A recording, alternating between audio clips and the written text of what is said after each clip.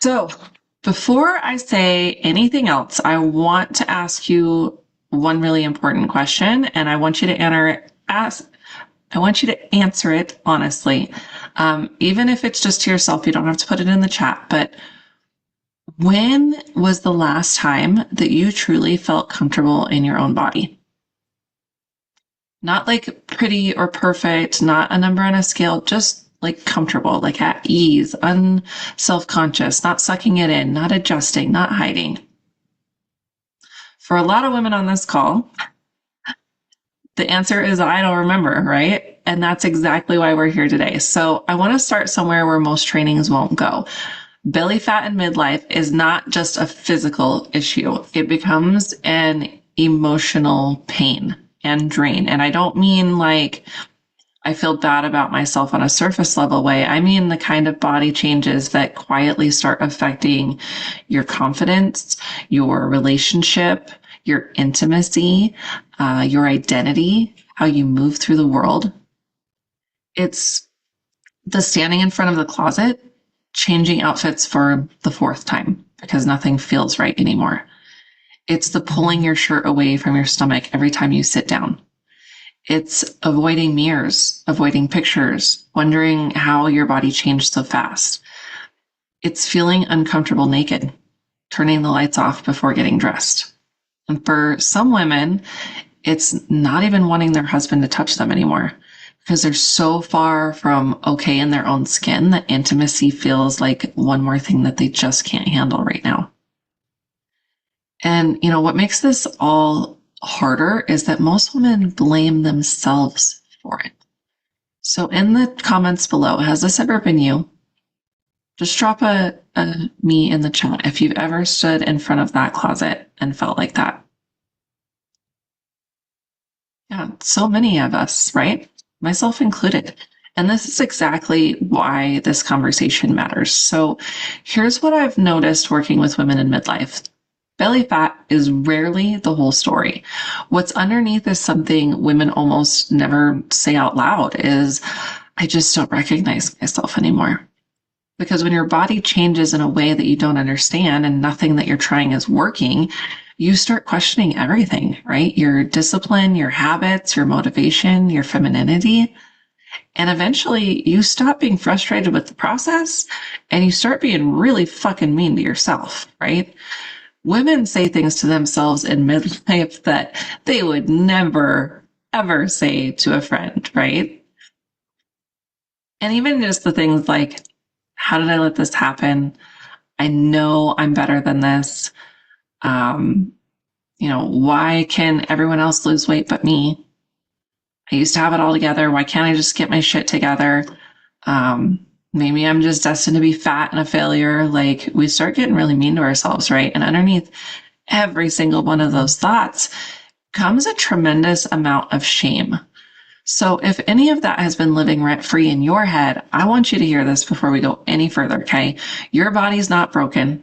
The problem is almost never what we think it is. And that's exactly what we're going to talk about today. So a lot of women secretly feel like they've lost themselves somewhere along the way. And because society talks about belly fat like it's just an appearance issue, women feel embarrassed admitting how deeply it actually affects them. And let's be honest, like when your body changes in a way you don't understand, it impacts everything.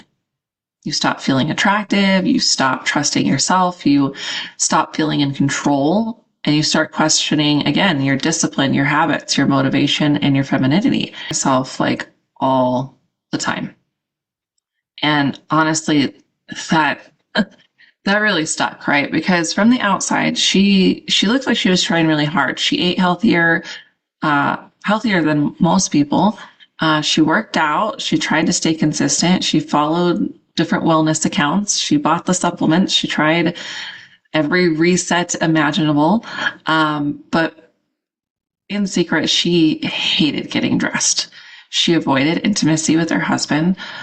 She sucked it in constantly, and she stared at photos only looking at her stomach and picking herself apart and all of her pieces of her body that she hated. And every Monday she promised herself, this week, I'm finally going to get serious.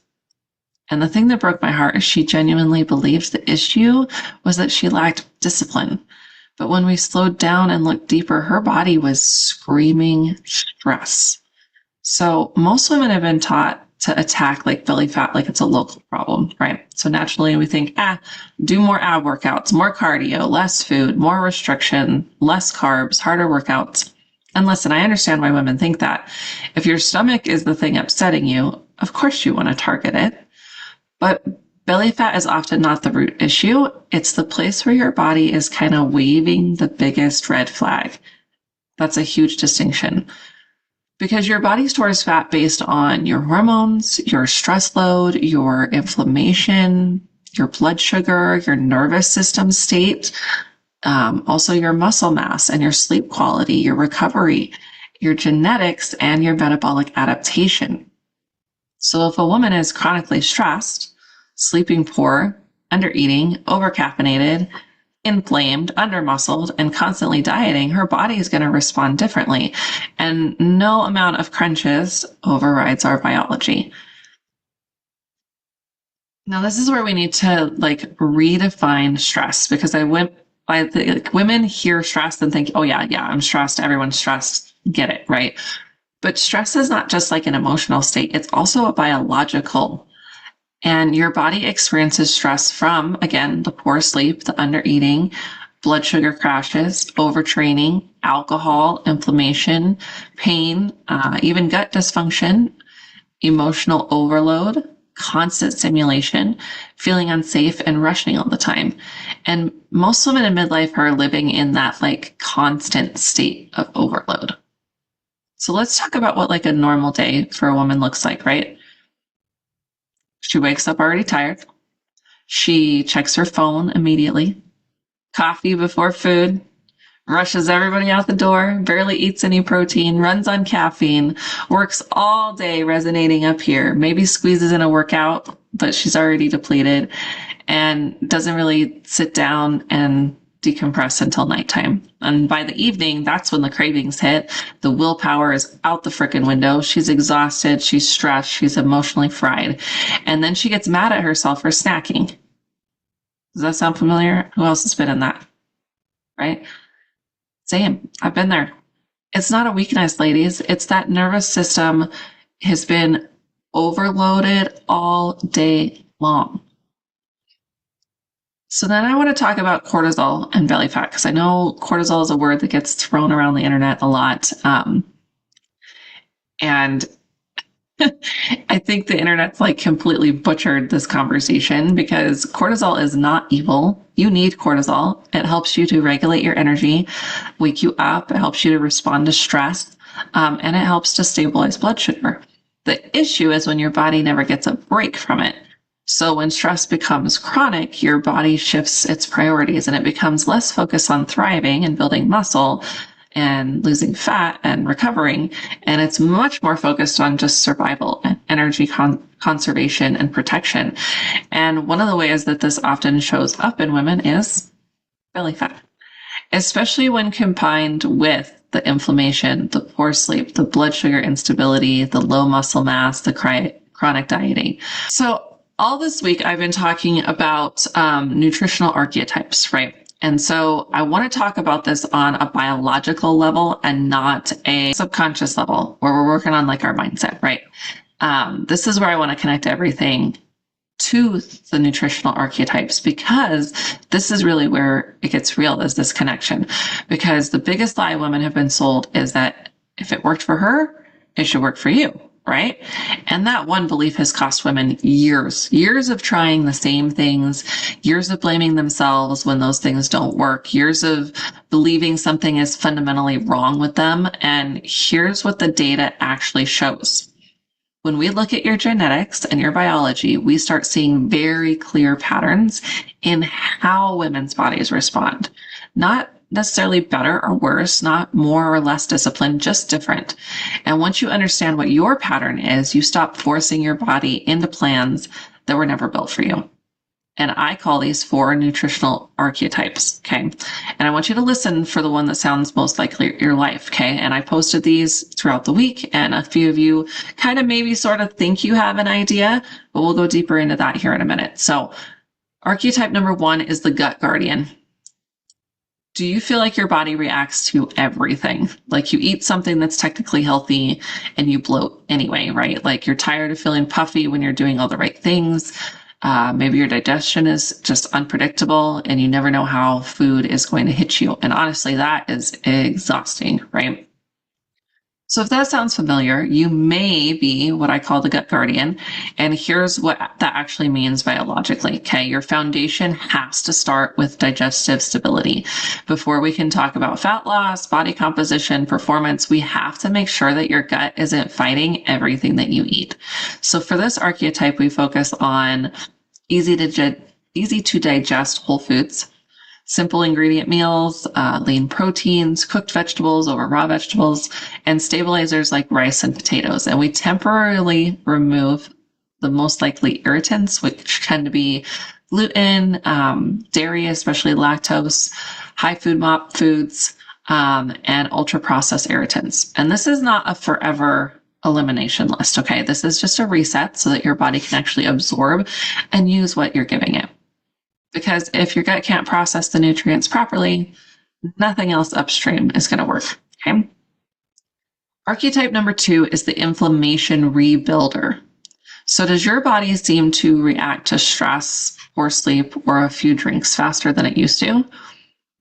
You wake up puffy, one bad night of sleep and you're swollen, you feel inflamed just from doing life, and no amount of water or clean eating or being good seems to move it. It's not a willpower problem, okay? That's systemic inflammation response, and it's incredibly common in women over 40. So if this sounds like you, your body is telling us it needs to lower its inflammatory load before it can shift body composition. So for this archetype, we prioritize things like fatty fish and omega-rich proteins, olive oil as a primary fat source, berries, leafy greens, colorful vegetables, high quality protein at every meal, and minimally processed carbohydrates. And we limit the things that amplify that fire, like refined seed oils, processed and packaged foods, excess added sugar, and excessive alcohol. Inflammation doesn't just cause puffiness, it directly interferes with fat loss. It interferes with hormone signaling, recovery, and energy as well. So when we bring it down, women often feel a shift in ways that they weren't even expecting. Archetype number 3 is the carb controller. So do you feel like carbs hit you differently than other people? Like you eat a normal breakfast, but then have that crash by like 10 a.m.? Your afternoon cravings feel relentless. You feel better when you eat protein, but not always consistent about it. How about belly fat stores easy for you, even when you're not eating badly, and then skipping meals backfires every time? If that resonates, insulin sensitivity and blood sugar regulation are likely central to what's happening in your body. And this is one of the most misunderstood patterns in midlife women, because the standard advice is just eat less, move more, skip the carbs, yada, yada, yada, right? It actively makes this archetype worse. So for this one, the focus is on high protein meals as the anchor of every eating window, and strategic carbohydrate timing, often structured around training when you're doing your strength or your biggest movement pieces of the day. Fiber-rich carbs that don't spike your blood sugar, vegetables at most meals, and consistent meal timing instead of grazing throughout the day. And so we limit large carbohydrate loads outside of training, ultra refined carbs, and frequent unstructured snacking. And, this isn't meant to be low carb forever. This is learning when and how your body actually uses carbohydrates so that you stop being at war with them. Archetype number 4 is the performance builder. So this is the metabolic flex. Okay. Do you feel like you're doing a lot right, but still not seeing the results that you should? Your digestion is generally fine. You don't have dramatic energy crashes. You don't wake up puffy. You're, eating reasonably well, but something is still off. And you're not sure if under eating or overtraining or if you're just missing something. This archetype is actually where we'd love to see more women, because it means the more major metabolic and digestive flags aren't screaming. The focus here is performance and body composition optimization. So balanced micronutrients across the day, adequate carbohydrates to actually fuel your training, high protein to support the muscle retention and metabolism, flexible whole food approach without unnecessary restriction. And there's no default exclusion list here. We actually build around what works for your body specifically, personal tolerances, preferences, and your training schedule. So this is where precision data becomes the most powerful, because when the big barriers are cleared, all the details are what move the needle. And that's exactly where blood work and genetic testing tell us what to dial in. So here's a question I want you to sit with. Which of those four sounded most like you? Just curious as far as like what sounded that way, right? So drop a number in the chat for me. 1 for the gut guardian, 2 for the inflammation rebuilder, 3 for the carb controller, 4 for the performance builder. And if honestly you can't decide between the two, that's actually a really important data point that we need to address. Okay, and if you're in between like a 1 and a 2, that's actually really common. And that's exactly why generic plans fail women, because you need a protocol that addresses both. This is why guessing becomes so expensive, okay? Not just financially, but emotionally. Again, just going to repeat myself, because this is what I see over and over and over again, is that women lose confidence in their self-trust, their intimacy, their energy, and years over like obsessing over food in their body. And eventually many women just stop believing their body can change at all. And that's what I'm really trying to change with women, is not just their weight, their relationship with their body. And this is also why I shifted my business so heavily towards that personalized data, because honestly, most women don't need more random tips, right? You already know, you already follow the wellness accounts, you save the recipes, you do the challenges, you buy the supplements, you listen to the podcasts, but you still don't know what your body actually needs, right? That's the gap. And that's what I built my program around. So the Built by Your Biology really got tired of watching women force harder and blame themselves and stay stuck in these cycles of guessing and wasting time and money and energy. Your genes leave clues. Your symptoms leave us clues. Your blood work gives us clues. And when you connect all of those, you stop fighting the wrong battle. So I don't want you leaving this training feeling overwhelmed, and I want you leaving with something that you can actually use. So here's 4 things that you can do this week, starting today, based on everything that we covered. Okay, these are not magic fixes. They're not a protocol. They're the beginning of finally paying attention to the right things. So number 1, I want you to stop being an asshole to your stomach. It is not your enemy. Okay, it is often the messenger. So this week, when you catch yourself staring at your midsection with frustration, or grabbing it, or poking at it, or pulling at it, trying to hide it, I want you to try to do one reframe. What is my body trying to tell me? Not how can I make this thing go away? What did I do wrong? Why won't it just respond? But genuinely, like, what is this a signal of? Bloating after meals? That's a signal. Puffiness in the morning? That's also a signal. Midsection that shifts with your stress level? That's a signal. So signals are information, and information is a really great place to start. Okay. Number 2, identify your strongest pattern. So go back to the 4 archetypes we talked about today and ask yourself honestly, do I crash and crave? Maybe we're a carb controller. Do I feel puffy and inflamed when I'm being good? Maybe you're the inflammation rebuilder. Is my gut unpredictable no matter what I eat? Maybe you're the gut guardian. Is my digestion fine, but results still aren't coming? Maybe you're the performance builder. So I want you to write it down. I want you to commit to one. And then this week, make one small food decision that aligns with that archetype. Okay. So if you're the carb controller, I want you to anchor your breakfast with protein instead of carbs. If you think you're the inflammation rebuilder, add 1 anti-inflammatory food to 2 meals. If you're the gut guardian, simplify 1 meal this week, fewer ingredients, cooked over raw. And if you're the performance builder, audit your protein. Are you actually hitting it consistently? One aligned decision is worth more than a week of random effort, okay? Step 3, I want you to observe this like a detective, but not a critic. So for the next 7 days, I want you to notice, without judging yourself, without beating yourself up, when the following happen, okay? When does bloating show up? When do cravings hit? When does your energy crash? When do you feel the most like yourself? And when does stress eating happen? Okay. You don't have to fix anything this week. I just want you to bring awareness to these things.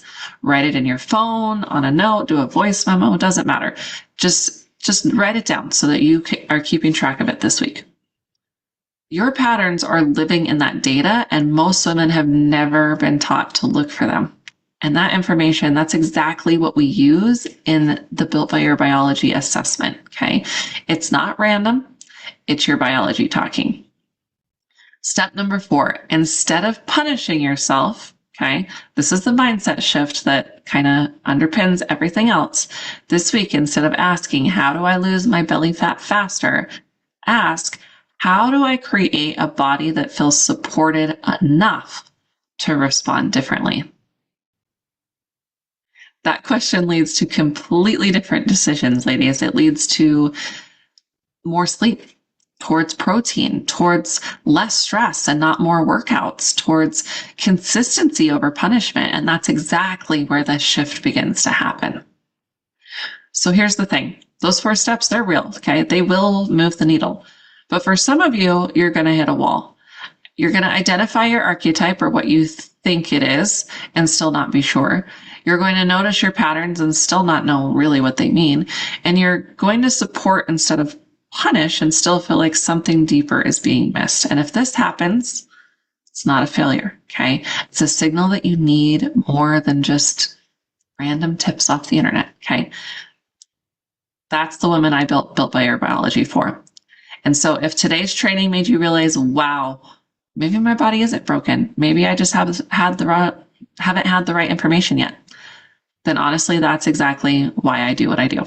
Okay, because at some point when a woman has tried all the diets, tried all the workouts, tried all the resets, tried forcing harder and still feels stuck, we may need to stop guessing.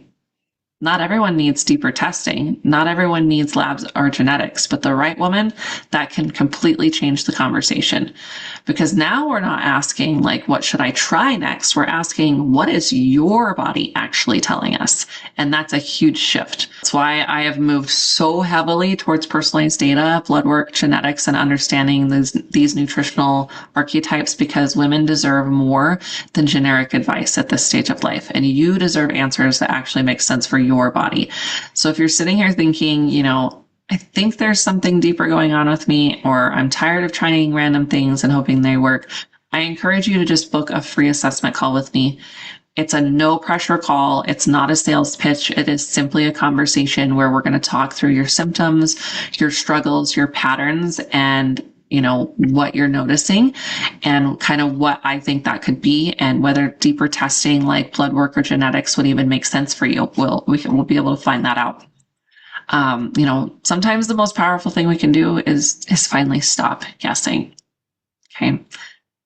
Thank you, ladies, so much for being here today, for being open, for being vulnerable, for willing to have these conversations with me. I know some of this stuff goes a little bit deeper than weight loss, and I appreciate you spending your time with me today. Hope this helped you feel a little more understood and a little less alone in what you've been experiencing. And like I said, I would absolutely love to chat with you deeper on do a free assessment call with you. I'll put my link at the bottom below, or you can just comment that you want that call or DM me. Again, absolutely no pressure, but just here to help. Make it a great Thursday, ladies. We'll talk to you soon.